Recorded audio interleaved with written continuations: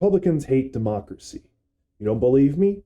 Take a look at all the obstructions they do for voting, ranging from the original and classic of just making it extremely difficult to vote, voter ID laws, and making it impossible to get said voter ID laws, unless you're in specific districts which tend to vote for them. Ranging all the way to the punitive and dumb that if you try to feed or give water to someone about to vote, you could go to jail. So the next time you're voting in Atlanta and it takes you 12 hours to vote, just know that if someone gives you water or pizza or a sandwich, both of you can go to jail.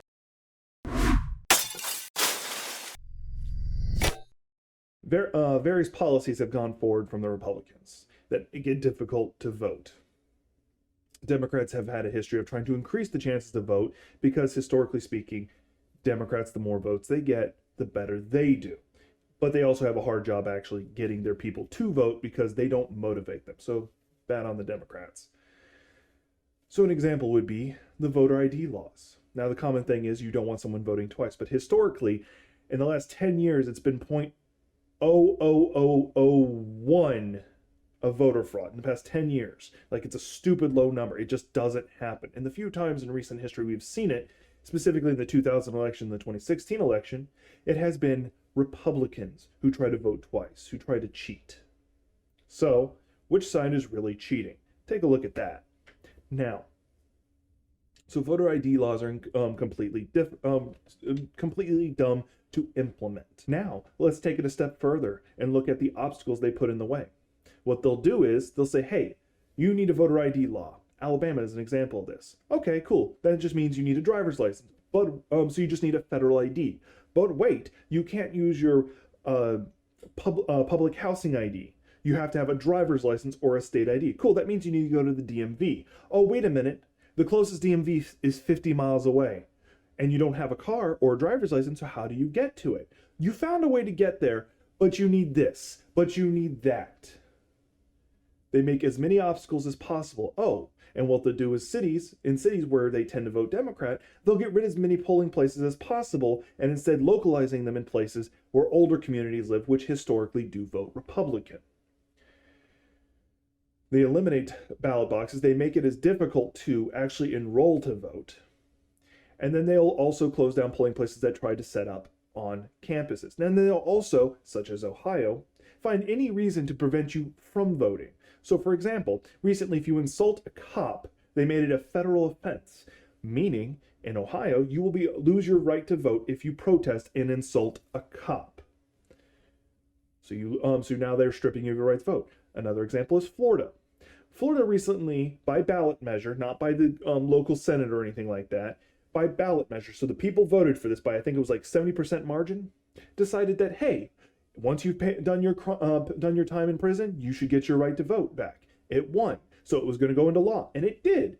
But then the state Congress decided, no, you have to pay back all your dues. You have to pay for all your court fees. Because of the way the judicial system there is, if you go to court for anything, you have to pay the court fees. However, the problem is with these cases, the court system did not keep track of who owes what. The end result being, there is no way for you to find out unless you go out and do the math yourself. Now, there are some districts who said, cool, you owe us nothing. And there was a couple of relatively wealthy people of the state saying, cool, I'll pay off your debt, I don't care. Because they thought it was bull. So the Senate once again, the state Senate turned around and said, no, you're not allowed to do it. It has to be them. Literally doing everything they can to prevent more people from voting.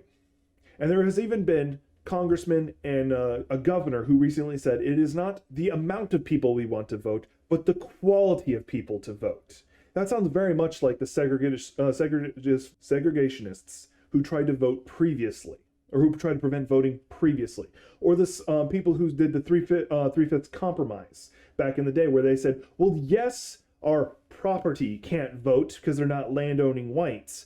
However, they need to count as people for us to have House of Representatives.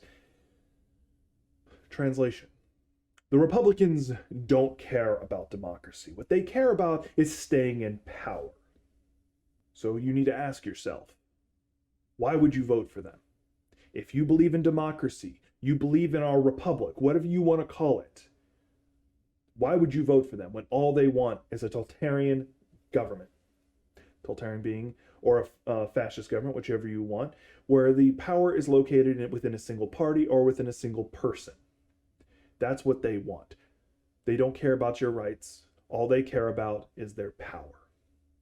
You can also look at the voting statistics. An example being the minimum wage. A majority of Americans want it increased. Depending on the poll, it can range anywhere between 70% all the way up to 90%, depending on the poll and when. However, the minimum wage has not been raised. In fact, it was up for a vote and it didn't happen because the Republicans don't care what you want. They're going to do whatever it takes to stay in power.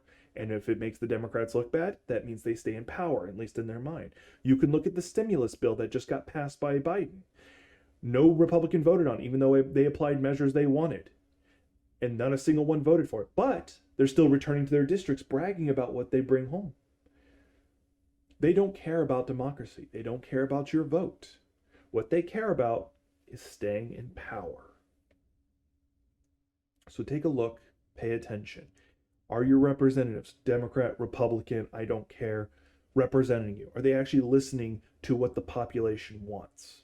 No? Then they only care about their power, whether it be through networking within Congress itself so that they can do things, or to enrich themselves by using the information they gain through Congress to make money, as we recently saw with the 2 Georgian senators who just got voted out of power.